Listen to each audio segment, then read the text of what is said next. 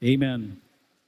Nais ko po munang magpasalamat sa Panginoon sa Rivera family. Ang Rivera family po ay nirigaluhan po ako ng office chair. Tanong niyo kung anong kulay. Kulay pink. Ano ang favorito ko. Kaya pangarap ko magkaroon talaga ng office chair kasi yung office chair ko tinatalian ko na lang yun ng kung anong tali para lang umubra. Pero salamat dahil meron na po tayong maayos na upuan habang nag-aaral, nag-computer para gumawa ng PowerPoint. At kuminsan, pag umupo ako doon parang masarap matulog. Kasi komportable. Okay, ngayon pong umaga, ewan ko ba kung bakit naisipan namin nung aking may bahay kagabi, nagkwentuhan kami na nagkwentuhan, inabot kami ng mga 2:00 ng madaling araw. Kaya kaming dalawa, wala kaming tulog. Kaya kung sakali mang antukin ako habang nagpipreach, paigising nyo na lang muna ako.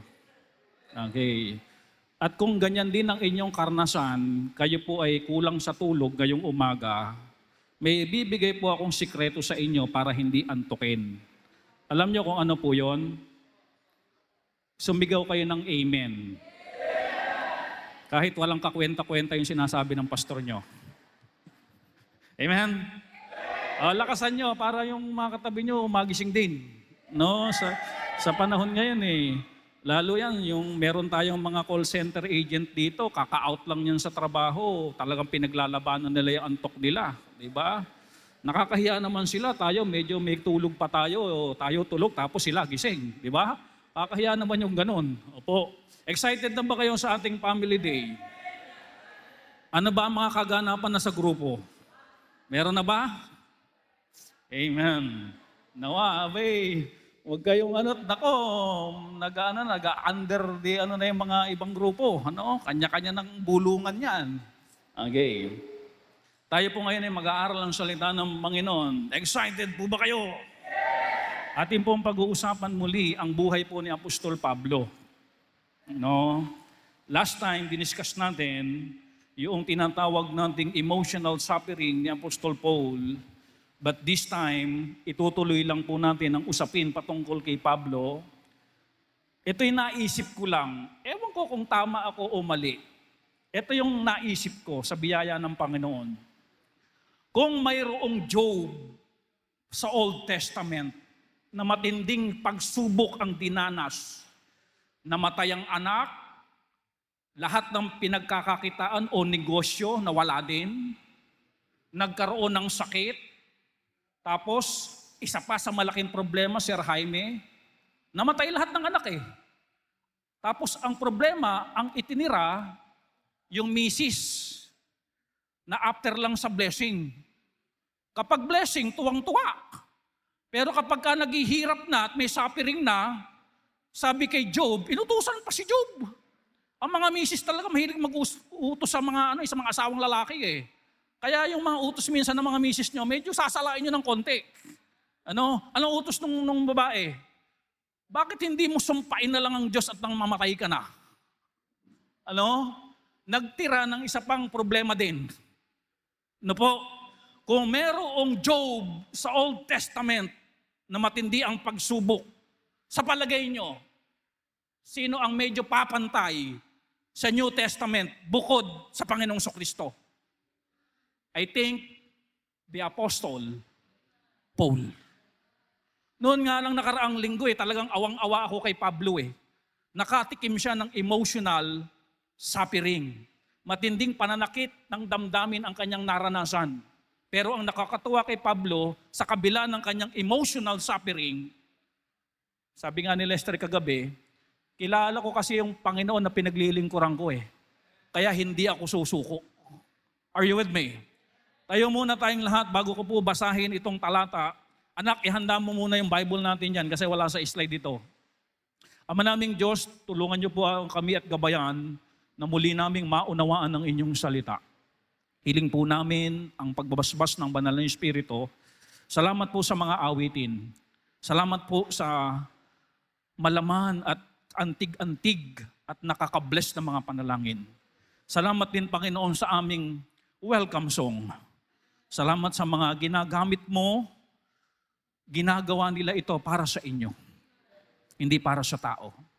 Salamat, Panginoon, sa mga pagbasa namin ng inyong salita. Salamat, Panginoon, sa panunumpa ng Biblia na ito'y aming binabasa at ipinamumuhay namin ito. Dalangin namin, Panginoon, ang pagkilos ng Banal na Espiritu, magpaunawa ng mga lalim ng inyong salita na hindi namin mauunawaan kung wala ang Banal na Espiritu. Hindi namin kailangan yung sugo para maunawaan namin ang Bible.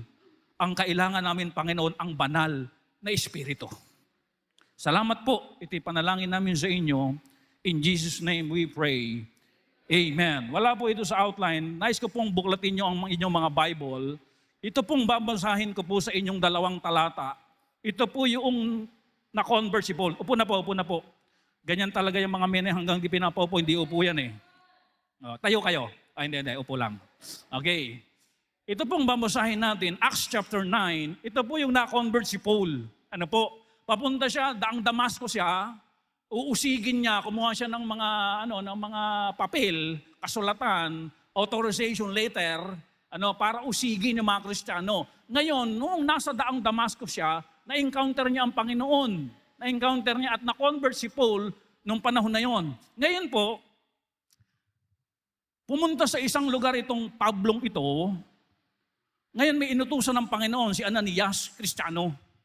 Ngayon, medyo nagdududa pa si Ananias na puntahan kasi alam niya nanguusig ng Kristiyano to eh. Pumapatay ng Kristiyano ito eh. Kaya nung sinasabi ng Panginoon, Ananias, puntahan mo yung Pablo na yon. Ibig sabihin, kabalitaan, persecutor talaga itong Pablong ito. Ngayon po, noon pong inutusan na ni Ananias ang Panginoon para puntahan si Pablo para ipag-pray over, ayaw-ayaw talaga ni Ananias. Ito sinabi ng Panginoon. Verse 15 ng Acts chapter 9. But the Lord said unto him, Go thy way. Huwag ka nang mag-inarte. Go thy way.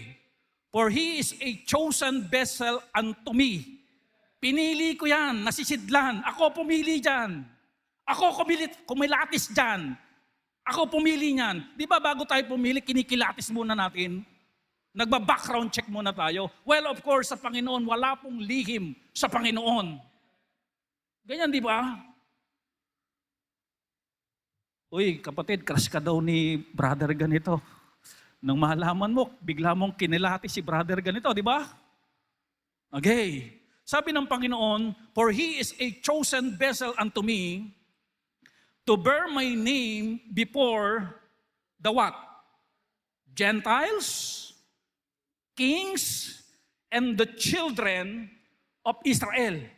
Dala-dala nitong Pablong ito, dadali ng Pablong ito yung pangalan ko, kani-kanino, sa mga hintil.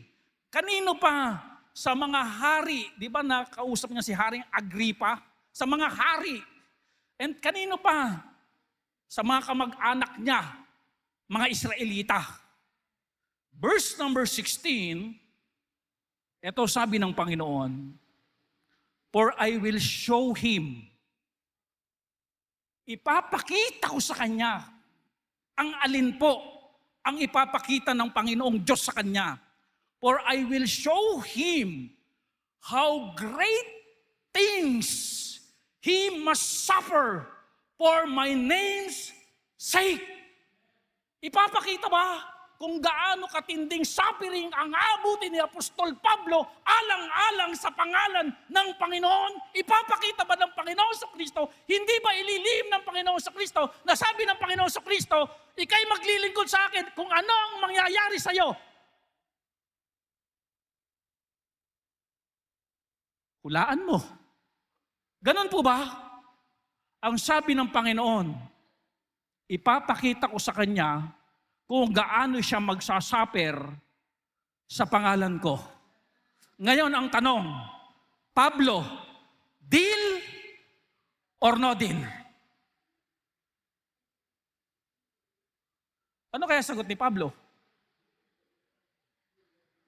Deal. Hindi po ganun ah. Sabi ni Pablo, Panginoon, deal. Ipinalam ng Panginoon, susuungin niya. Pero sabi ni Pablo, deal. Church, listen carefully. Bilang mga mananampalataya ni Kristo, hindi po tayo exempted sa suffering. Hindi po tayo exempted sa mahirap na buhay. Are you listening? Kaya mga kapatid, kung yan ang reality, huwag tayong maging katulad ng mga Kristiyanong pinipili ang ministering madali. Kapag madali, go siya. Abay, magpaparang asawa ka ni Job. Tingnan nyo nga katabi nyo. Magpaparang asawa ka ni Job. Kapag may blessing, okay. Pero kapag may suffering, ayaw. Isinusumpa na ang Diyos kapag may suffering. Mga kapatid, dapat tayo ay Kristiyanong hindi bias. Saan man tayo dali ng Panginoon, anumang buhay ang ipatigim sa atin ng Diyos, huwag tayong titigil na paglingkuran siya dahil yun ang mahalaga sa buhay na ito. Okay. Sino sa inyo namimili ng ministry? Kapag mahirap na, umaayaw na kayo. Ganyan ba ang paglilingkod na iharap natin sa Diyos? Kapag mahirap na, ayaw na natin? Hindi mo ba alam kung gano'ng hirap ang dinanas ng Panginoon to save you? Hindi inatrasan niyo ng Panginoon mo at Panginoon ko. Di ba sabi ni Pastor Ed Laurina, duwag ang ayaw maglingkod. Tingnan nyo katabi nyo, atapang-atao ba yan? O atrasero? Huwag pong ganon. Sabihin nyo sa katabi nyo, huwag pong ganon. Pag may hirap, atras-atras ka na. Alam nyo kung bakit hindi atrasan ni Pablo itong paglilingkod kahit mahirap? Listen carefully. Bakit mo aatrasan ang gawaing may eternal value? Yung walang kabuluhan na panood ka ng panood ng Korean novela, kinatsaga mo, may eternal value ba yan? Hindi mo sinusukuan, hindi sinusukuan ng mata mo, hindi sinusukuan ng load mo, hindi sinusukuan ng battery ng cellphone mo. Wala namang eternal value yan ha. Bakit di mo sinusukuan? Nagpupuyat ka, kaka-ML, di mo sinusukuan. Tatalunin mo lahat ng kalaban mo sa ML, di mo sinusukuan. Ang tanong, may eternal value ba yan?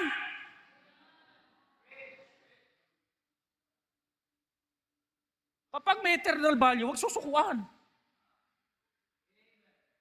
Baka mamaya nagtatawagan sa langit, nagbibigay ng corona, hindi mabanggit-banggit yung pangalan mo. From A to C, W na, ala pa yung pangalan mo.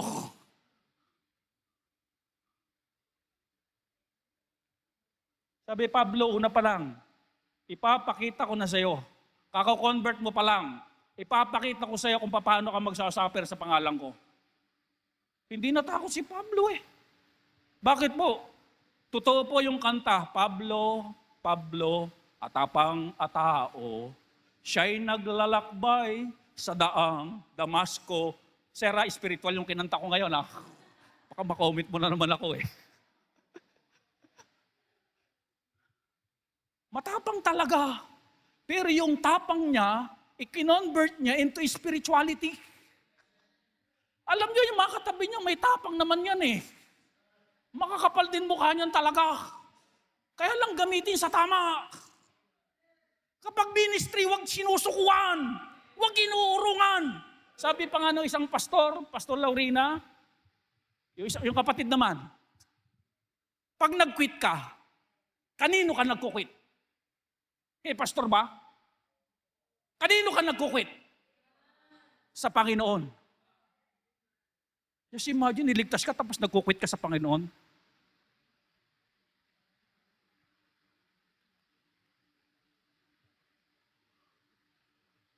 Precious blood ang tinubos sa'yo. Paalala lang. Paalala lang. Nakakatawa ngayon nandun dito sa church.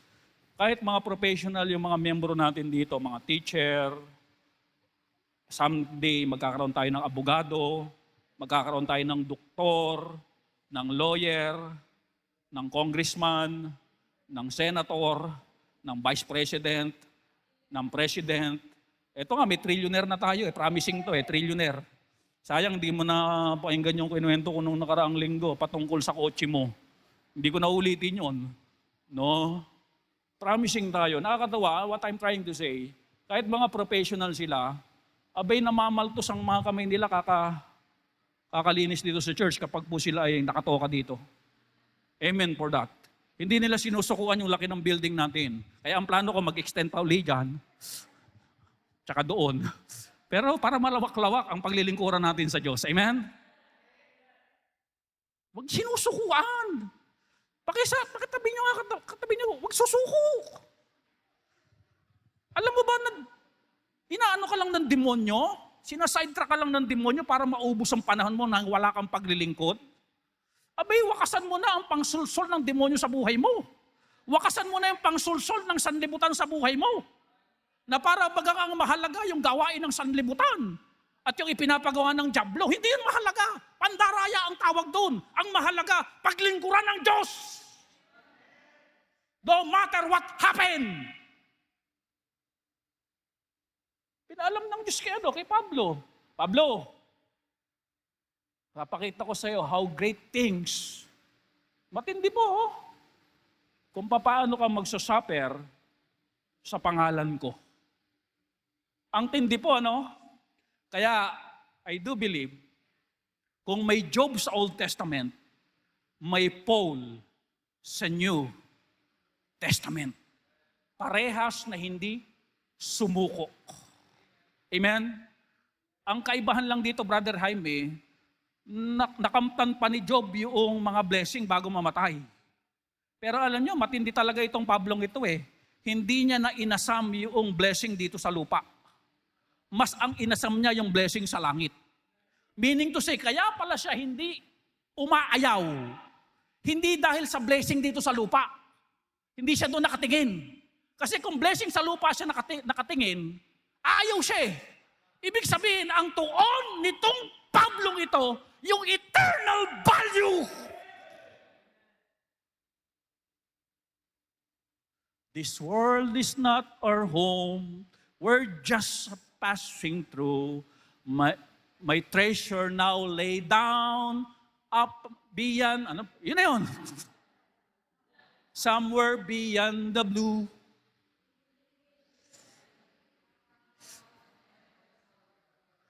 And parang nagko-concert lang tayo Amen. Hindi ito ang mundo natin. Namumuhay lang tayo dito at binibigyan chance tayo ng Diyos para makapag-lay up. You see the lay up? Somewhere beyond the blue. Ng treasure.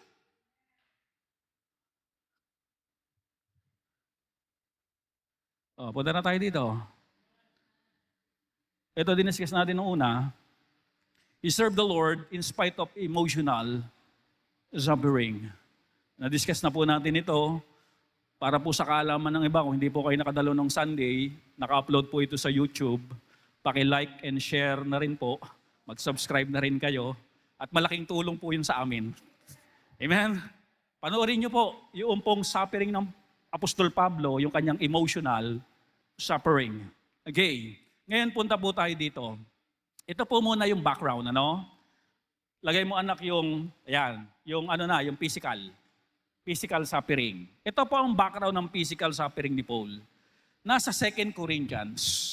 Sa 2 Corinthians niya uli ito binanggit. Kasi sa 2 Corinthians talaga, meron talaga doong bumubulong-bulong-bulong sa mga miyembro doon na si Pablo ay hindi apostol. Kaya ito na naman, depensa na naman ito ni Pablo. Para ba ipagtanggol naman niya yung sarili niya? Hindi yung siya yung mawawalang bahala na lang, hindi na lang kikibo. Ang ginawa ulit dito ni Pablo, ipinagtanggol niya yung sarili niya, ipiniliwanag niya yung side niya.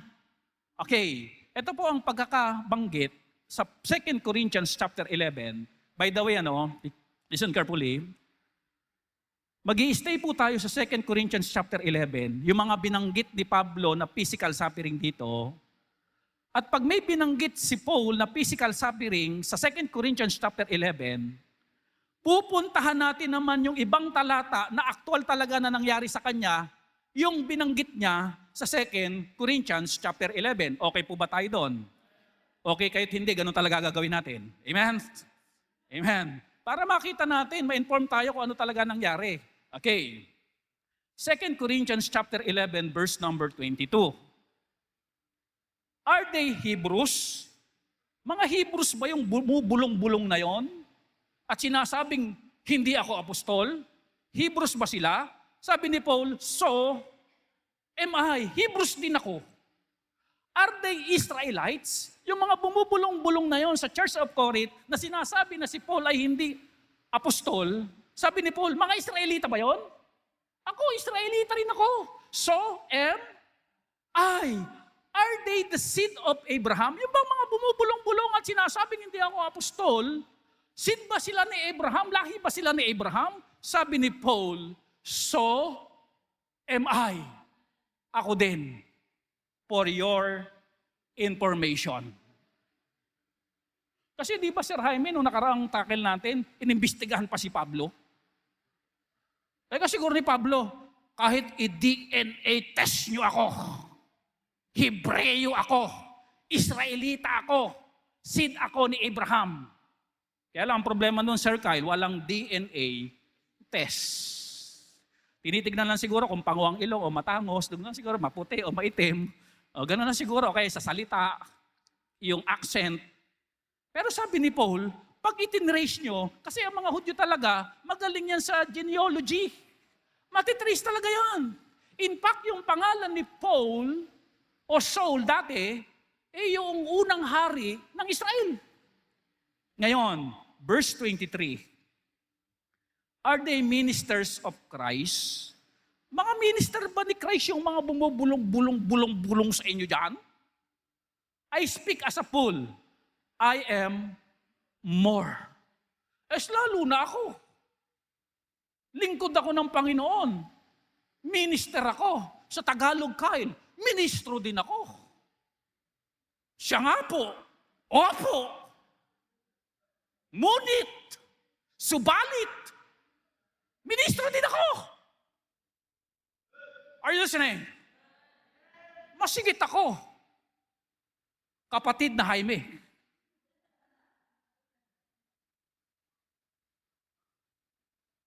In labors, more abundant. Baka ang labors lang niyang bumubulong-bulong lang, ang labors lang nila yung bumulong eh. Ako, ang labors ko, madami. Ang paglilingkod ko, madami. Okay, listen church. Bakit dinadamihan ni Paul ang paglilingkod? Because of eternal value. Lay up yourself, treasure in heaven. Huwag kang pumayag na hindi ka nakapag-lay up ng treasure sa langit pag Sunday. Maglingkod ka, magtapat ka sa tithes and offering. Magtapat ka na umaawi talaga at pinupuri sa Diyos. Huwag mong palampasin ang worship service na hindi ka nag-worship. Alam niyo yung mga nanay natin sa labas, kahit sila'y takbo-takbo ng mga anak nila, sinisikap pa rin nilang makinig. Tayo, wala naman tayo mga batang kasama yan. Tayo pa yung may gana matulog. Hindi naman puyat. Are you listening? Merong ganyan simbahan. Kaya pala doon umubo yung isang membro, tutulog. Tutulog. Ang problema ng membro na yon, yung church nila, ganito, bukid. Tutulog siya. Alam mo, pag tulog, gumaganon-ganon yan Pag nangalay na dito naman. Pag nangalay na, gano'n naman. Yung baka mahanap siya ng komportable. Ganito, bukid. Naku, nakawala yung kambing na may sungay. Pumasok sa church building. Gumaganon-ganon siya. Sabi nung kambing, lalabang ka. Kaya si Granny, pakawalan niyo yan paglinggo. Amen? Yung alaga nating kambing dyan, pawalan niyo paglinggo. Tignan ko lang pag hindi nagising mga tulog. Sabi ni Paul, in labors, more abundant. In stripes, hindi na mabilang yung mga hagupit ko dahil kay Kristo. Hindi na mabilang. In prison, more frequent. Pagkakulong, lagi, madalas. Gano'ng kadalas ang minsan? Madalas. Nakukulong. Dahil kanino? Sa pag-iibanghelyo na kay Kristo. In death, 50-50. Malapit na akong mamatay. Parang lagi nasa bangin yung hukay, yung pako. Sabi ni Pablo yun. Ngayon mga kapatid, inisa-isa niya sa Church of Corinth, inisa-isa ni Pablo itong hirap na dinanas niya. Para lamang itong Church of Corinth, na yung kanya na lamang inilalaban mga kapatid, pangkain. Naalala niyo nung nakaraang linggo? Ang inilalaban niya sa Church of Corinth, pangkain. Listen carefully, church. Huwag niyo po akong bubusalan bilang pastor niyo. Kasi kapag ang Berean Bible Baptist Church, binubusalan niyo na ang pastor ninyo, hindi na magiging biblical ang trato ng Berean Bible Baptist Church sa pastor. Are you listening? Are you listening? Paano di kayo sangayon doon Alam niyo, maganda matrain tayo na hindi natin binubusalan ng lingkod ng Diyos. Kasi hindi lang naman ako magpapastor dito, may susunod na pastor Kung nasanay tayo sa tama, hindi mahirapan yung pangalawa, yung susunod. Again, church, against ang Diyos kapag hindi biblical ang church. Sabi ni Paulo, pangkain na lang hinihingi ko sa inyo. Samantalang itong Church of Corinth, mayaman po ito. Kaya nga totoo po yung kasabihan habang yumayaman ng tao, lalong nagiging madamot. Are you listening? Wag naman ganun, Dapat, the more na tayo yumayaman, dapat lalo tayong yumayaman din sa pagbibigay. Dahil yan ay bunga ng pagbibigay ng Diyos. Ng Diyos natin ay giver. Yan po ang ang katibayan o marka ng Kristiyano. Giver. Are you with me? Are you with me? Ngayon, inisa-isa ni Pablo. Sa kamay ng mga Hudyo. Doon muna tayo. 2 Corinthians 11:24. Listen to this. Para maklarify po ito kung ano yung mga dinanas ni Paul. 2 Corinthians 11:24. Of the Jews. Sa mga Hudyo, take note Kaya nilagyan ko na ng dilaw yan Of the Jews, 5 times receive a 40 stripe, save 1. Sino pumalo sa kanya? Mga Hudyo. Alam nyo, ito yun Ang batas ng Hudyo, ang pinaiiral nila, kapag mayroong Hudyo na nagkasala. Kasi kaya pinalo si Pablo ng mga Hudyo dahil ang tingin nila kay Pablo, ang ginagawa ni Pablo is blasphemy. Ipinapangaral niya si Kristo na Diyos at tagapagligtas. Kaya nga ipinako si Kristo dahil ganun talaga ang tingin ng mga Hudyo Blasphemy ang ginagawa ni Kristo na sinasabi niya siya'y Diyos. Tapos ito si Pablo, ipinapangaral niya ngayon yung ipinapako nila at ipinapangaral ngayon ni Pablo na si Kristo ay Diyos at tagapagligtas. Kaya siya pinalo kasi akala nila binayolate ni Pablo yung batas ng mga Hudyo. And that is Judaism. Ngayon, ito po yung batas ni Moses na kanilang sinusunod. Yan po yung sinasabi ko sa inyo Pupuntahan natin yung aktwal doon sa sinabi ni Pablo. Nakuha niyo po? Okay. Bear with me. Amen? Mamaya-maya po magpapatawa uli ako. Amen?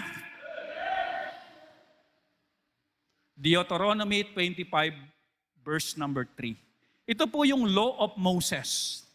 Sabi dito, 40 stripes he may give him, and not exceed, lest it should exceed and beat him above this with many stripes, then thy brother should seem what?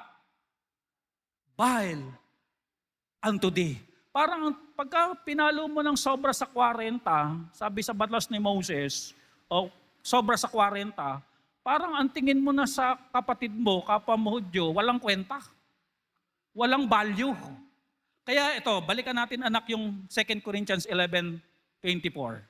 Ayan. 40 stripe, save 1. 40 minus 1. Hindi nila sinaktong 40. Nakuha niyo po, yung palo kay Paul.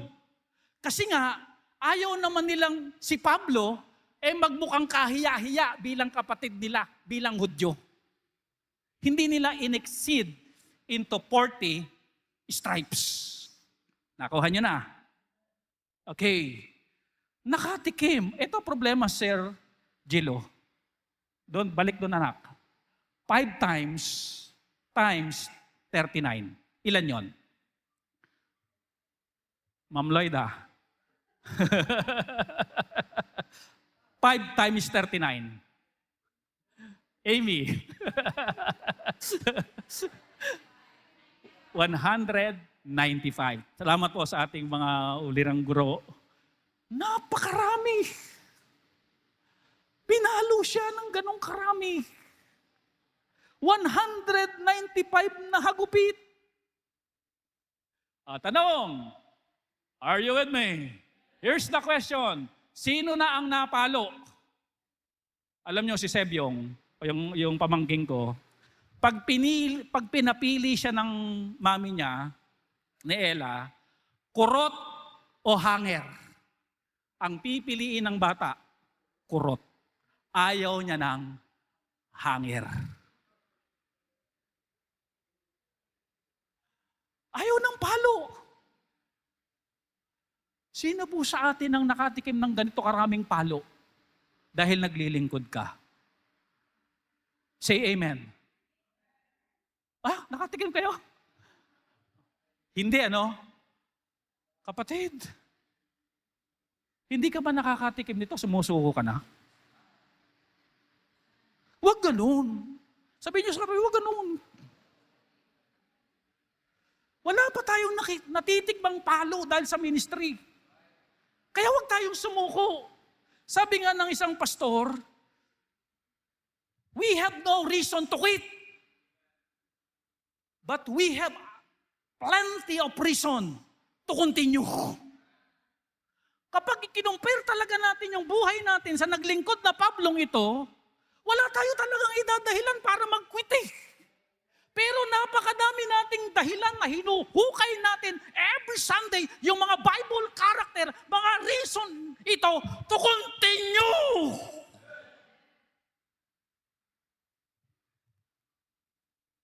Kaya pag nag-quit ka pa, ewan ko sa'yo.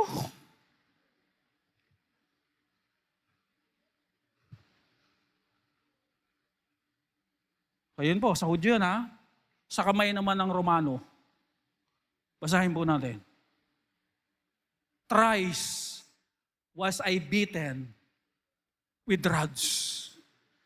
Kapatid hindi pa ito yung yung ginamit sa Panginoong Kristo kasi death penalty yun sa death penalty yun para maliwanag lang pagka ganitong mga kaso lang, inaakusahan pa lang, at nasa due process pa lang, palo muna ibibigay sa'yo, hindi muna yung may kumakapit na ganon ng mga Roman. And then sabi ni Paul, 3 beses napalo ako ng Roman soldier. 3 beses. 3 times. Again. Saan nangyari ito? Saan nangyari? Let's open our Bible, Acts chapter 16, verse 20. Okay lang po ba yan? Ang pinupuntahan natin yung actual na nangyayari. Hindi yung si Pablo daldal lang ng daldal sa Corinth, tapos di naman pala nangyari. Ito, ebidensya ito Acts chapter 16, verse number 20. And brought them to the magistrate saying, these men being Jews, ito raw si Pablo bilang Hudyo, do exceedingly trouble our city. Ano pong city ito? Philippi. Ang Philippi po ay sakop ng Roman Empire. Nasa teritoryo siya ng Roman Empire. At kinaladkad si Pablo, sabing ganoon, ito, being Jews, do exceedingly trouble our city. Verse number 21. And teach customs which are not lawful for us to receive, neither to observe, being what? Romans. Nagtuturo itong Hudyong ito ng taliwas sa katuruan ng Roma, sa batas ng Roma. Ano ginawa? Verse number 22.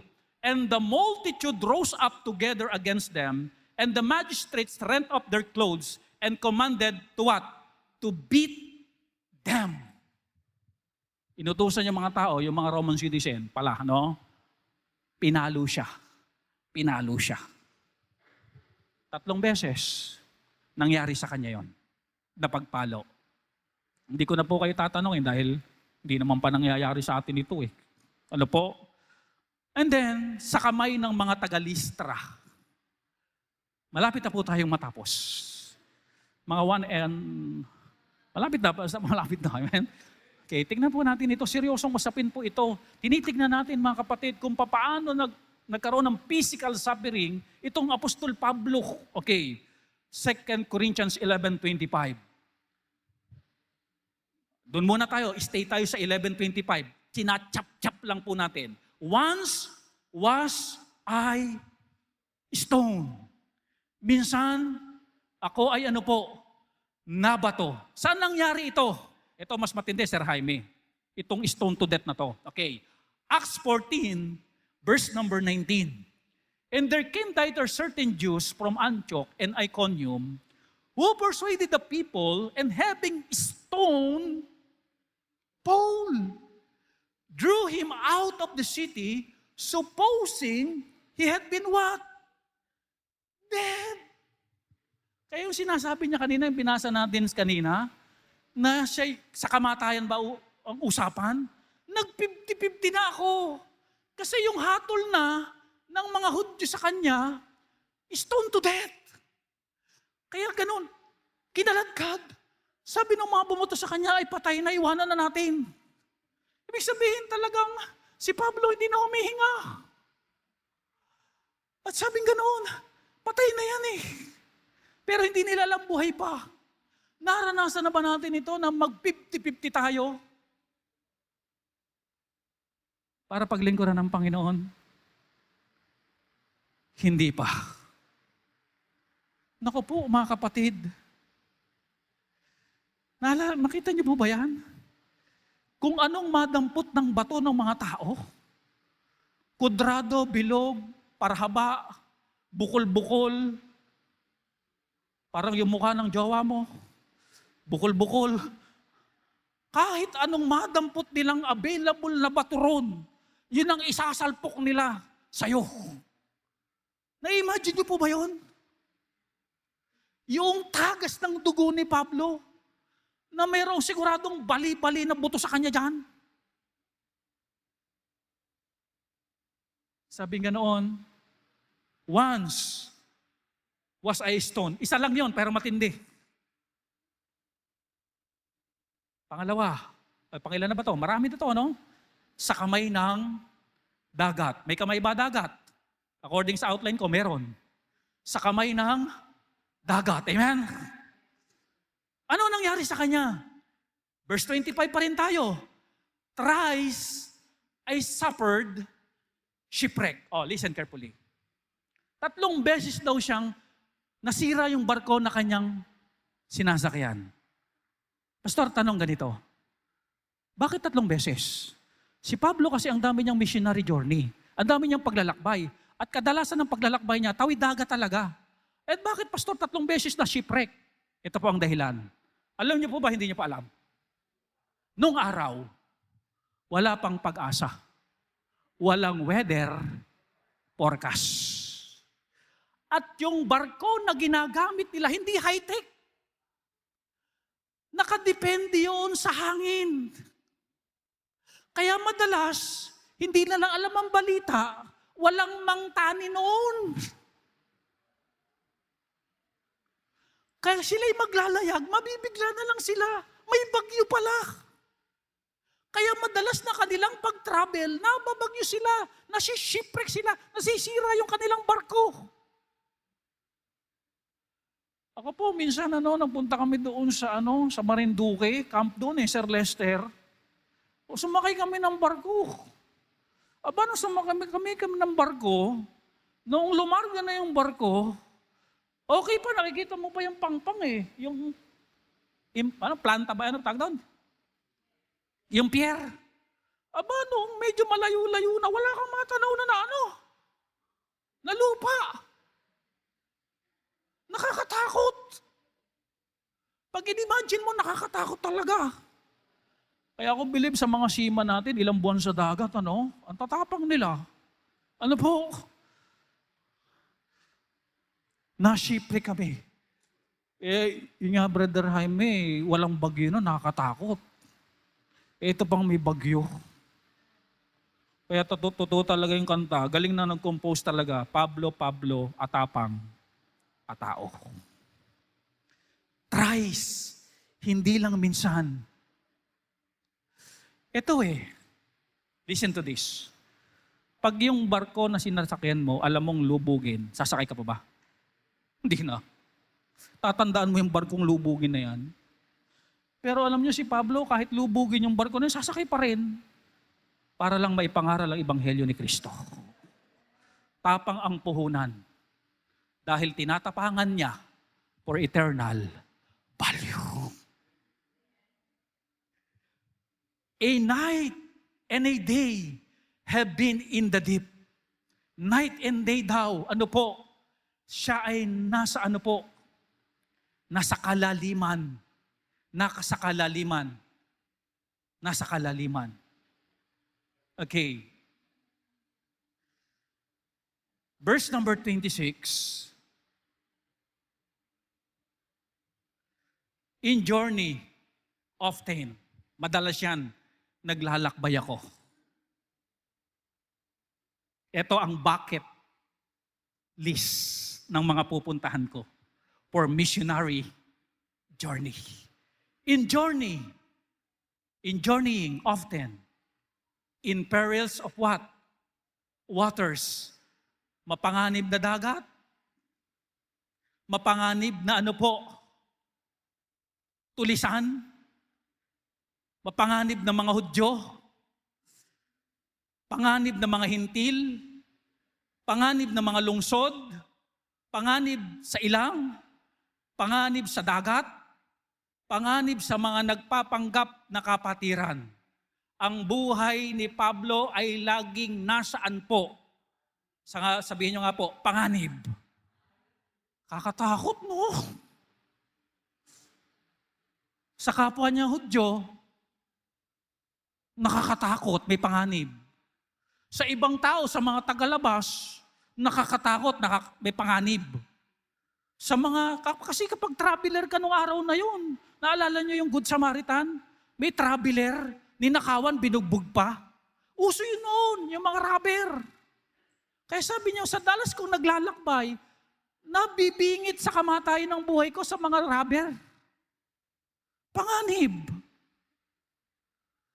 Verse number 27.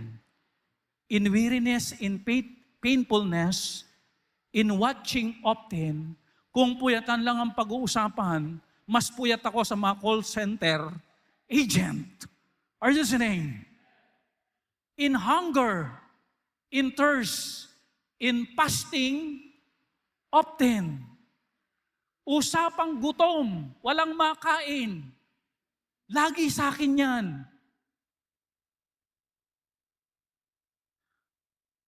In cold, and what? Nakedness. Ang kanta ni Pablo dito, basang-basa saan? Sa ulan. Alam niyo naman si Paul, ang sabi ng mga kapitan, lumundag na lang kayo sa tubig. Magdamag yun para makapunta sila sa pangpang. Hirap ano? Madalas walang makain. Kaya nga ang inilalaban niya sa Church of Corinth, pagkain. Alam niyo, listen carefully. I-bless ka ng Lord. Amen? Pwede kang i-bless ng Panginoon ng maraming pera. Amen? Pero nyo, kuminsan, nagbabago timpla ng buhay ng Kristiyano pag pinagpapala na. Ang nagiging Diyos niya na pera niya. Bakit po? Ang pera na niya ang kanyang security. Ang pera na niya ang magpapasaya sa kanya. Are you with me? Kaya madalas yung may pera na madamot, bakit niya ipamimigay ang pera niya? Yun ang security niya. Yun ang kasiyahan niya. Listen to this, mga kapatid. Ang security natin hindi sa pera. Ang security natin sa Panginoon. Kahit nagutom si Pablo, are you listening? Dahil hindi niya ang security niya ay pera. Ang security niya ang Panginoon. Kahit magpalutang-lutang si Pablo sa dagat, night and day, ang security niya ang Panginoon. Kaya wag na wag mong babaguhin ang timpla ng buhay mo kapag ikay nagkapera. Wag mong gawing Diyos ang pera mo. Amen? Pasalamat tayo, pinaranas pa sa atin ng Diyos yan. Si Pablo, hindi naranasan yan. Are you listening? Kaya nga wala kang reason to quit. Are you listening? Mas maganda buhay natin kaysa kay Pablo. Are you listening? Another thing, sangipin ng makamandag na ahas. Medyo magtataka kayo sa unang bugso ni Luke. Si Luke kasi nagsulat ng Acts. Medyo magtataka kayo ng konti. Kasi merong ini-highlight si Luke sa isang part. Okay, basahin muna natin ang verse. Acts chapter 28, verse 3. Di naglalangoy si Paul. Magdamag. Nung pagdating nila doon sa pangpang, sila'y ginaw na ginaw, eto nangyari. Sabi nga natin, ito, basahin natin, 28 verse 3. And when Paul had gathered a bundle of sticks and laid them on the fire, there came a viper out of the heat and fastened on his hand. Pag sinabing fasten, ano nangyari? Kumapit. Pumalupot. Yun ang Tagalog pumalupot sa kamay ni Paul. Na-shipwreck. Listen carefully, na-shipwreck. Magdamag, mag-umaga. Lumangoy para sa pangpang. At nung makarating na sa pangpang, dahil siya ginaw na kumuha ng stick para magkaroon ng apoy at painitan ng kanyang katawan. Nung naglalagay siya ng stick, bilang may kumapit na ahas. Sa wikang, alam nyo, sa wikang mga kanto, nagkamalas-malas. Tinamaan ng malas si Pablo. Pero hindi po kamalasan yon. Mamaya maiintindihan po natin ito. Sabi, pumalupot Alam niyo kung bakit pumalupot? Kinagat ba pumalupot? Pumalupot! Ito ang katunayan na kumagat. Amen? Ibinaling ni Luke ang camera para ang mag-explain, hindi siya, kung hindi yung mga nakakita. Verse number 4.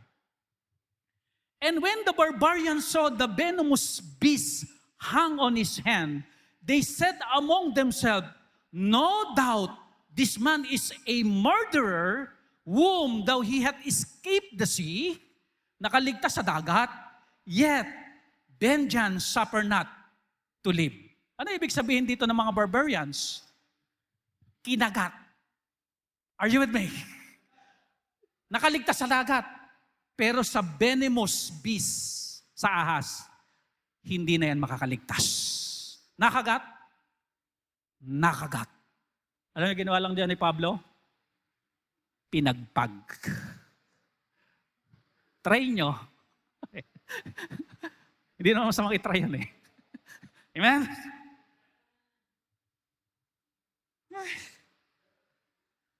Kakapagod tong ginagawa ni Pablo. Amen? Amazing. Salamat may example na ganito. Salamat po. Nahahamon po ba tayo? Nakikita ba natin yung picture kung anong dinanas ni Pablo? May reason pa tayo para mag-quit. Kung meron pa, siguro unti-unti nang nawawala. Di po ba? Siguro nawawala na yung kaisipan natin di na tayo magpapatuloy. Dahil sa halimbawang ito na ibinigay ni Apostol Pablo. Pero sa kabila ng ito, alam niyo kung sino pa iniisip ni Pablo? Sa kabila ng nangyari sa kanyang itong physical suffering. Ito nasa puso ni Pablo. Verse 28. Kuminsan ito iniisip namin bilang mga pastor eh. Bago kami mag-quit, ito iniisip namin. Beside those things that are without, that which cometh upon me daily. Lagi yan. Suffering. The care of all the churches. Ang iniisip ko araw-araw, ang kapakanan ng mga kapatiran. Alam niyo, Sir Jodel, nagsisimula pa tayo doon. Many times, gusto ko na mag-quit. Dahil sa hirap din. Gutom lang yun, sir, ha? Hindi pa ako nakagat ng aso noon, ha? Pero naisipan ko na mag-quit. Ayoko kayang makagat kahit aso lang. Pero kapag ka nagganyan na Sunday, uupo akong ganyan, at uuwi na yung mga tapat. Siguro mga 7 yon. Sabi ko, pag nag-quit ako, paano ng 7 tapat na ito? Sila nga hindi umuurong eh. Kahit 7 lang kami eh. Are you listening? Eh di lalo na kung si Pablo ang inspiration natin. Kung hahanga ka lang din, wag nang sa mga Koreano, di ba? Yung mga pa ganun-ganon. Tapos yung mga buhok mga nakaganon-ganon. Tapos yung mga pantalang ganon. Tapos walang medyas. Eh ako baka ba't nagbe medyas? Para ipakita yung bukong-bukong na maitim? Yung ba yun? Kung meron man kayong inspirasyon sa buhay, lubay-lubay nyo ng mga Koreano na yan. Maging inspirasyon nyo sa buhay nyo, si Pablo, ang Panginoong Kristo. Wag yung bukong-bukong ng Koreano.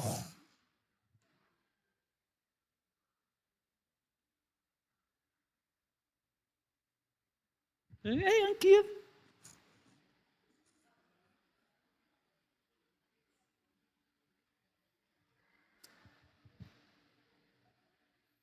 Isipin mo yung buhay mo, Kristiyano ka. Isipin mo yung paglilingkod mo. Isipin mo kung paano titibay ang pananampalataya mo. Isipin mo kung paano mo ka pa magle-layout ng treasure sa langit. Dapat iniisip natin yan. Dapat futuristic ang isip natin. Hindi yung pangdyan lang. Ano isip mo? Pangdyan lang. Kontento na ako sa mga kaisipin, pangdyan lang. Huwag pang dyan lang. Isipin mo yung future mo. Okay. Bukod sa lahat ng naranasan ko, physical suffering, ay ang inaalala ko pa rin araw-araw ang mga simbahan o ang church. Ministry pa rin ang iniisip niya. Paglilingkod pa rin ang iniisip niya sa kabila ng kanyang mga physical suffering. Ang physical suffering, pa kapatid, hindi tayo exempted. Kung minsan, mga kapatid, ang physical suffering mo, yung sakit mo. Tingnan nyo, katabi nyo, may sakit ka, yan ang physical suffering mo. Pero mga kapatid, I challenge you, kahit may karamdaman ka, kahit may physical suffering ka, keep on! Kahit may sakit tayo, lay up ng treasure sa langit, lay up ng treasure sa langit, lay up ng treasure sa langit. Naalala ko tuloy, si Brother Emil, nanay nila. Si Brother Emil nung araw, bedridden eh. Pero ano ginagawa ni Brother Emil pag linggo? Magsimba na kayo, ako nang bahala sa sarili ko. Nagliliya pa rin ng treasure sa langit kahit bedridden na. Pwede pala, pwede pala, pwede pala. Are you listening? Ganon din si Sister Eunice. Lang center ba yun? Pag linggo, pinapauwi ito, sila lang 2 bantay. Umuwi kayo, mag-church kayo. Ako na bahala sa sarili ko. Pwede pala kahit bedridden ka, kahit may sikit ka, you can lay up treasure in heaven. Kaya nga sabi ng Panginoon sa mga kabataan, alalahanin niyo yung Panginoong Diyos niyo sa araw ng inyong kabataan. Yung wala pa kayong nararamdaman na rayuma. Sabihin niyo nga po, rayuma. Yung hindi pa sumasakit ang mga balakang nyo. Malalakas pa kayo, gamitin nyo yung lakas nyo sa Panginoon. Balik sa choir, amen? Yung mga hindi pa nagka-choir, mag-choir kayo! Sintroning ko kayo eh.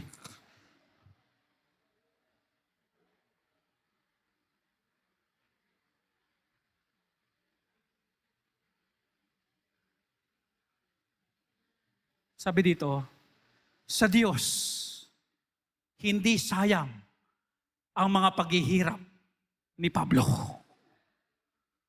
Totoo hindi? Nasayang ba yung mga paghihirap ni Pablo? The answer is no. Bakit no? Lahat ng paghihirap niya, ipinasok ng Diyos lahat sa Bible. Ngayon nababasa natin. Are you listening? Every details of Paul's suffering, inadya ng Diyos na isulat sa Biblia. Nasayang ba? Hindi. Ang Diyos po natin, hindi po niya sinasayang ang mga paghihirap natin para sa Kanya. Alam niyo, magpakahirap kayo yung kasasayaw ng tiknok-tiknok na ganyan. Hindi kayo susuklian ng mundo dyan. Magpuyat kayo ka ML, hindi kayo susuklian ng ML dyan.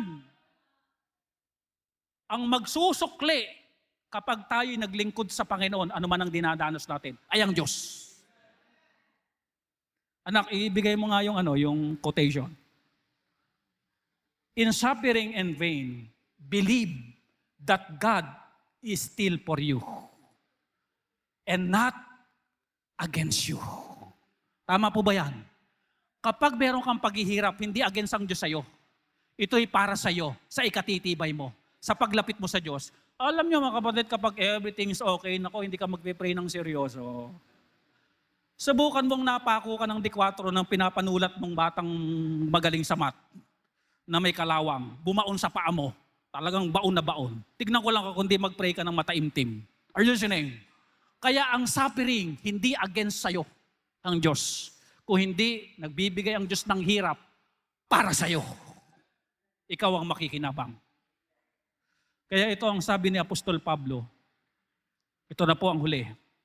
Therefore, my beloved brethren, be ye steadfast, magpakatatag, unmovable, hindi natitinag, damihan nyo ang paglilingkod, always abounding, damihan nyo, sabi ng Apostol Pablo, for as much you know that your labor is not in vain in the Lord. Every service na may kahalong suffering, counted. Are you with me? O doon ka na sa ikinakount yung ginagawa mo. Doon ka na. At doon na po tayo. Church, nawa, pag-uwi natin, bagong Kristiyano tayo. Ang iniisip natin ngayon, Panginoon, papaano ko pang pararamihin ang paglilingkod ko?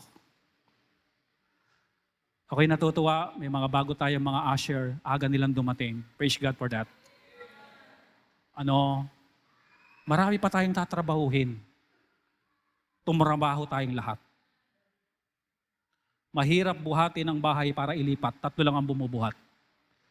Madaling buhatin yung bahay na ililipat pag lahat tayo bubuhat. Tayong lahat, tayo mananalangin. Ama naming Diyos, salamat po sa inyong salita na aming narinig. Sa totoo, Panginoon, pagka katwi-katwira na lang para mag-quit, pag hinarap namin ang aming sarili sa salamin ng inyong salita, sasabihin namin, napakaliit na bagay pala itong pinagdadaanan ko. Compare sa pinagdaanan ng mga ninununo kong Kristiyano. Sila nga hindi nag-quit, matindi nangyari sa kanila eh. Ano ang rason ko para mag-quit? Di ba walang rason? Church, kung kinausap ka ng Panginoon, ano ang ministry mo dito sa church? Ituloy mo. Maglingkod ka. Hahanapan ka ng Diyos pagdating sa hukuman. Dalawa lang ang babanggitin ng Panginoon pag humarap tayo sa Kanya. Thou wicked, or kaya naman, thou good and faithful servant. Sabi ni Pablo, alam nyo na hindi mawawalang kabuluhan ang paglilingkod ninyo. Hindi sayang yan. Kahit naghirap kayo, hindi sayang yan, counted yan. Walang tapon dyan. You talk to God. Kausapin mo ngayon ng Panginoon. Saan ka ba nagkukulang? Kung ikaw naman ay naglilingkod, ipagpatuloy mo, kapatid. Nakalista yan sa Diyos. Counted dyan. Isang araw, ikaw ang kwento. Si Brother Emil, si Sister Ines, di naman nila alam na sila ang kwento ngayon eh. Pero naging kwento ang kanilang buhay kasi ganun ang kanilang ginawa. Pag nawala ba tayo sa buhay na ito, may kwento ba tayong iiwanan na paglilingkod na matindi? Nakatatak sa puso ng iniwanan natin? Kung wala pa, I encourage you.